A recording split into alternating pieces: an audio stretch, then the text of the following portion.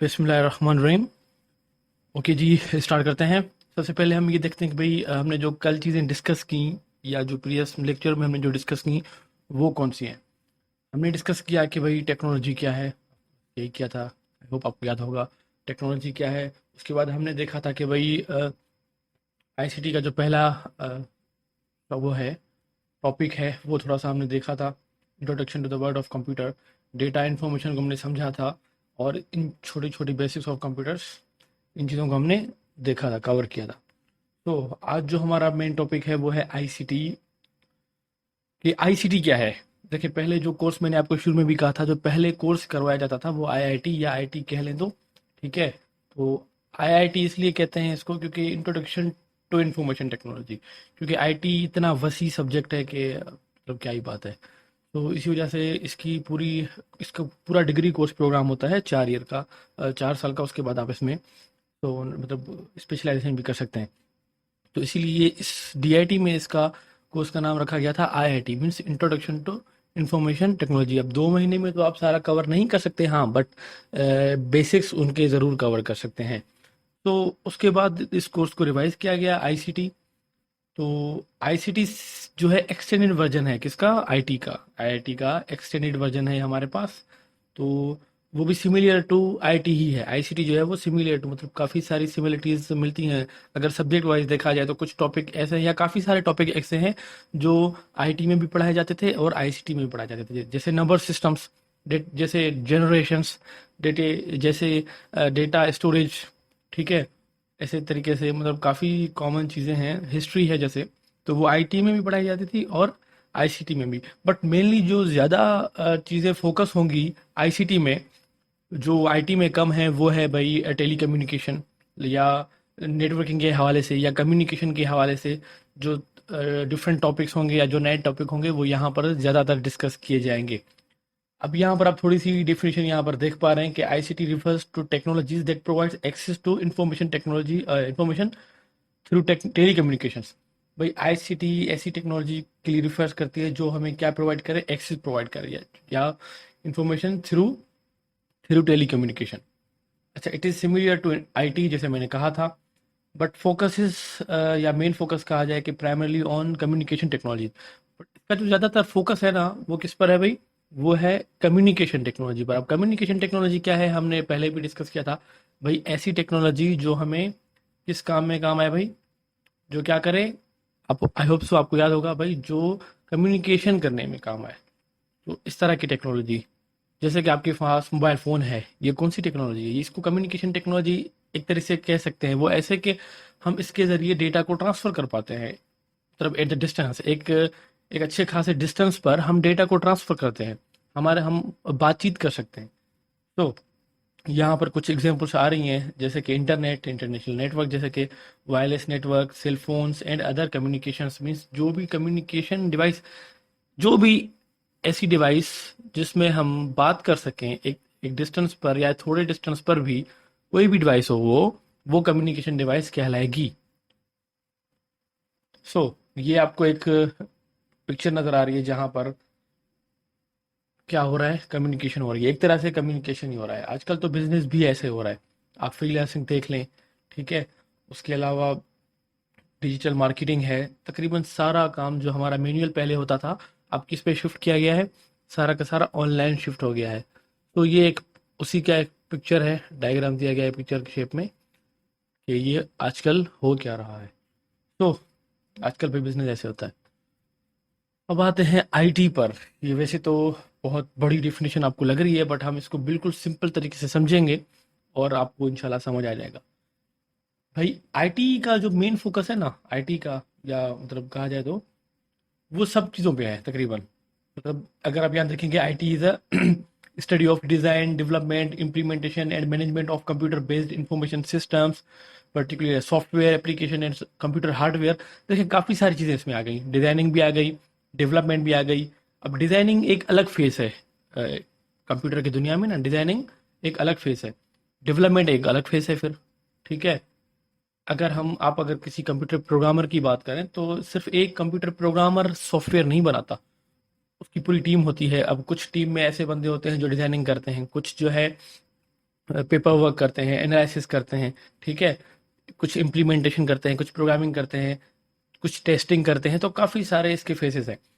तो सिर्फ प्रोग्रामिंग नहीं होती, इसी तरीके से आईटी जो है ना वो सबके बारे में स्टडी है एक तरह से अगर बताया जाए तो अच्छा, management of computer based information systems. उसके बाद अच्छा, particular software application and computer hardware. IT deals with the use of electronic computers and computer software to convert, store, protect, process, transmit and securely retrieve information. IT किस चीज़ के साथ deal करता है भाई? इलेक्ट्रॉनिक कंप्यूटर्स के साथ deal करता है, और तकरीब कंप्यूटर सॉफ्टवेयर्स के साथ डील करता है आईटी। उसके अलावा मेनली जो हमने देखा यहाँ पर, मींस ऑल इन वन अगर हम कह दें कि भाई कि तकरीबन आपने सुना होगा कंप्यूटर साइंस, आईटी। तो इनमें कुछ डिफरेंस ये है कि कंप्यूटर साइंस में ज़्यादातर इंजीनियरिंग इन्वॉल्व है, मतलब ज़्यादातर ना प्रोग्रामिंग, कोडिंग, आर्किटेक्चर से रिलेटेड, हार्डवेयर के रिलेटेड कंप्यूटर के साथ, तो ये चीज़ें ज़्यादा इन्वॉल्व है। बस यहाँ पर आईटी में थोड़ा बिजनेस भी है, मतलब बिजनेस रिलेटेड सब्जेक्ट्स भी होते हैं कुछ, ठीक है। तो यहाँ पर एक डेफिनेशन है जो कि आप देख सकते हैं और इसको समझें। देन ओके, नेक्स्ट आगे चलते हैं अब। Computer technology. अब यहाँ पर आपको पता लग जाएगा कि थोड़ी देर पहले जो मैं बात कर रहा था, अब फर्क वो यहाँ पर आपको पता लग जाएगा। भाई computer technology is the use and study of computers. बात ही खत्म हो गई ना, इस लाइन के बाद बात ही खत्म हो गई कि कंप्यूटर टेक्नोलॉजी है कंप्यूटर को इस्तेमाल करना की स्टडी एक तरह से हम देख सकते हैं। अच्छा, networks, computer languages and databases with in an organization to solve real problems. अब ये तो हमें पता है शुरू से ही कि भाई कंप्यूटर जो है क्या करता है, रियल प्रॉब्लम्स को हमारी क्या करता है, सॉल्व करता है। हमारे कुछ स्पेसिफिक प्रॉब्लम्स होते हैं, वो रियल प्रॉब्लम है हमारे, उनको क्या करता है, सॉल्व करता है। अगर वो सॉल्व ना करे तो हम कंप्यूटर यूज नहीं करेंगे। तो वो प्रॉब्लम कौन सी हो सकती है? वो रियल प्रॉब्लम, भाई रियल प्रॉब्लम ऐसी हो सकती है कि हमारा डेटा स्टोर करवाना है, एक लंबे अरसे तक हमारा डेटा स्टोर होगा। ये भी क्या है, ये कौन करेगा? ये कंप्यूटर कर सकता है। तो ये हमारी रियल प्रॉब्लम क्योंकि सॉल्व हो रही है, तो भाई कंप्यूटर इसके लिए है। अच्छा, the major prepares students for application programming, networking systems, administration and internet development. यहाँ पर है कि भाई जो ज़्यादातर जो है कंप्यूटर टेक्नोलॉजी वो क्या करता है, एप्लीकेशन प्रोग्रामिंग, मतलब जो सॉफ्टवेयर डेवलपमेंट होती है ज़्यादातर इसके बारे में है, और नेटवर्किंग के बारे में है, सिस्टम एडमिनिस्ट्रेशन के बारे में है।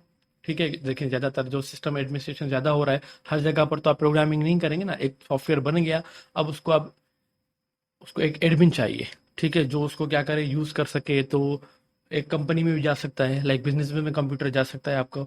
वहाँ पर जाहिर हर जगह पर जो है वो प्रोग्रामिंग नहीं होगी, तो उसके उस बिजनेस के एक अपने रूल्स होंगे पर्टिकुलर्स, उसका एक अपना जो है पैटर्न होगा। तो वो किसके मतलब तरीके से या कैसे जो है वो सॉल्व होंगी वो चीज़ें, वो भी with the help of computer से सॉल्व होंगी। इसके अलावा इंटरनेट डेवलपमेंट है, तो ये सारी चीज़ें अगर इसको हम कहा जाए तो कंप्यूटर टेक्नोलॉजी कह सकते हैं। Okay, so history of computer. अब आज के इस लेक्चर में हमने जो चीज़ें डिस्कस करनी है या करनी थी वो ये थी कि भाई आईसीटी को थोड़ा सा ब्रीफली डिफाइन करना था, जो हमने किया। थोड़ा सा आईटी को किया। आई होप आपको समझ आया होगा। अब ज़रा देखते हैं हिस्ट्री ऑफ कंप्यूटर को, ठीक है, हिस्ट्री ऑफ कंप्यूटर। ओके, तो हिस्ट्री ऑफ कंप्यूटर की जब भी बात आती है तो दो चीज़ें जहन में आती हैं। एक एक प्रोग्रामर के जहन में, या फिर जो स्टडी करता है कंप्यूटर की ज़्यादातर, तो इसलिए मैं आपको बता रहा हूँ। तो दो चीज़ें जहन में आती हैं, एक तो आता है अबाकस और एक आता है चार्ल्स बेबेज। चार्ल्स बेबेज बंदे का नाम है जिसने डिफरेंस इंजन बनाई थी, ठीक है। तो इसलिए जहन में ये दो चीज़ें आती हैं क्योंकि अबाकस जो है वो कंप्यूटर का पहली डिवाइस मानी जाती है, सबसे पहली, मतलब वर्ड्स फर्स्ट, ठीक है। जबकि वो इलेक्ट्रॉनिक डिवाइस नहीं थी, ये याद रखिएगा। उसके बाद चार्ल्स बेबेज इसलिए क्योंकि चार्ल्स बेबेज को फादर ऑफ कंप्यूटर माना जाता था, फादर ऑफ कंप्यूटर या माना जाता है या आज भी, ठीक है, क्योंकि उस बंदे ने आज के दौर की थ्योरी दी थी कंप्यूटर की ना, प्रोग्रामेबल कंप्यूटर की थ्योरी दी थी, और उसने ट्राई भी किया था, कोशिश भी की थी उस सिस्टम को बनाने की, जो आगे हम डिस्कस भी करेंगे।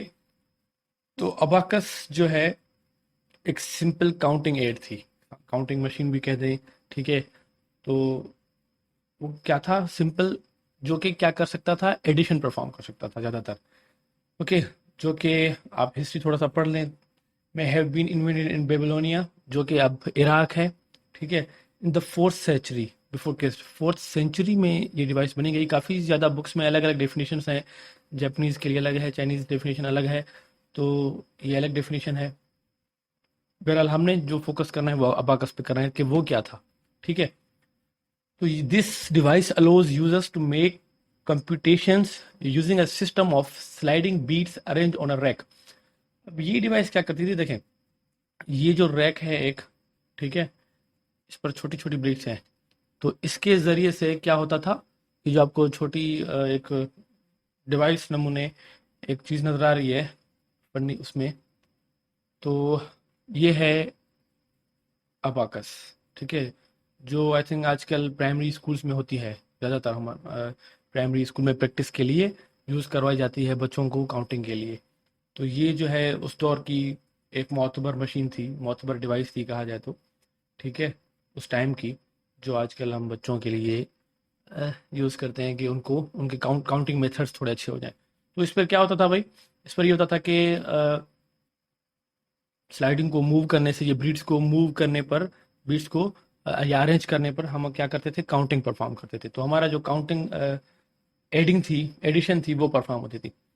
Okay, a skilled abacus operator can work on addition and subtraction problem at the speed of a person equipped with a hand calculator। अच्छा, इसमें क्या होता था, एक चीज़ इसमें देखें कि भाई इसमें एडिशन और सब्ट्रैक्शन तो होती थी आराम से, ठीक है, एक स्किल्ड ऑपरेटर इसको बड़े आसानी से यूज़ करता था।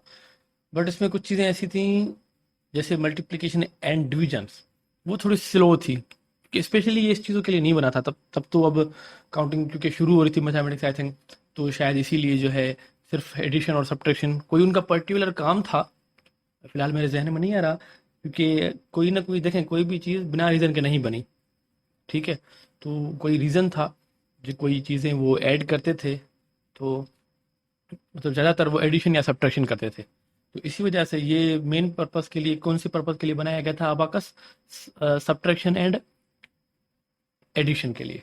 सो ये पिक्चर है आपके पास जो आपने देखी। उसके बाद है जॉन नेपियर। जॉन नेपियर भाई 1617 में इसने क्या किया था, इसने नेपियर बोन, नेपियर बोन बनाया था, जो क्या करता था,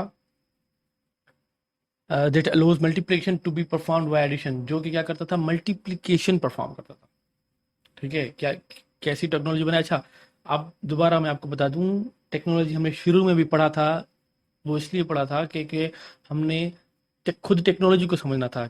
आजकल हम जैसे ही टेक्नोलॉजी का नाम आता है तो भाई डिवाइसेस आती हैं, जो कि इलेक्ट्रॉनिक डिवाइसेस हैं, मोबाइल फ़ोन्स आते हैं, और 5G 4G 3G, इस तरह की चीज़ें हमारे जहन में आती हैं टेक्नोलॉजी का नाम अगर हम सुनते हैं तो। अगेन आई रिपीट, टेक्नोलॉजी हर वो चीज़ होती है जिसमें टेक्निक यूज़ की गई हो। तो अब ये जो जॉन नेपियर की डिवाइस थी या मशीन थी, अब ये इलेक्ट्रॉनिक तो नहीं थी, बट एडिशन तो या मल्टीप्लिकेशन तो परफॉर्म होता था, एडिशन भी परफॉर्म होता था, मल्टीप्लिकेशन भी परफॉर्म होता था इसमें। तो ये भी एक तरह की टेक्नोलॉजी ही थी उस टाइम की, सही है। तो ये बंदा जो है स्कॉट्स का था, स्कॉटलैंड, ठीक है, जिसका नाम था जॉन नेपियर, और इसने क्या किया था, एक मल्टीप्लिकेशन डिवाइस बनाई थी, which are now called Napier's bone. Napier bone इसका नाम था। ये पिक्चर आपके सामने है, ये क्या है, वो नेपियर बोन्स की पिक्चर। तो नेक्स्ट, उसके बाद है ब्लेस पास्कल। अब जैसे जैसे टाइम गुजरता जा रहा है, डिवाइसेस जो है वो मिच्योर होती जा रही हैं, मतलब पुरानी देखें, अब देखें, अब ये स्टार्टिंग है। देखें, जैसे ही हम कंप्यूटर का नाम लेते हैं, हमारे जहन में कौन सी चीज़ आती है भाई, ये वाला डेस्कटॉप कंप्यूटर या लैपटॉप कंप्यूटर। जबकि अगर हम डीप डाइव जाएं तो कंप्यूट की मतलब होता है कैलकुलेशंस। पहले टाइम में ज़्यादातर कंप्यूटर को किस लिए यूज़ किया जाता था, कैलकुलेशंस के लिए, और इसी पर्पस के लिए कंप्यूटर को बनाया गया था। बाकी जो चीज़ें आजकल होती हैं वो तो अब एक अलग चीज़ है, सही है, मतलब मेन पर्पस ये नहीं था। मेन पर्पस क्या था, कैलकुलेशंस परफॉर्म होती थी, उनके जो इक्वेशंस थे या बड़े बड़े प्रॉब्लम्स थे, नेविगेशंस की प्रॉब्लम थे, वो सॉल्व करने के लिए उन्होंने बनाया था। जैसे जैसे एवोल्यूशन होती गई, इसमें जो है एडवांसमेंट आती गई, इन्हांसमेंट और एडवांसमेंट दोनों आती गई इसमें। तो इस वजह से आजकल आप कंप्यूटर में हर वो चीज़ कर सकते हैं। तो 1642 द फ्रेंच मैथमेटिशियन, जिसका नाम क्या था, ब्लेस पास्कल, ने क्या इन्वेंट किया था, a calculating device. That would come to be called the adding machine, जिसको एडिंग मशीन कहा जाता था। Originally called numerical wheel calculator, जिसको न्यूमेरिकल व्हील कैलकुलेटर कहा जाता था, जो कि एक मैकेनिकल डिवाइस थी। पास्कलाइन भी इसका नाम है।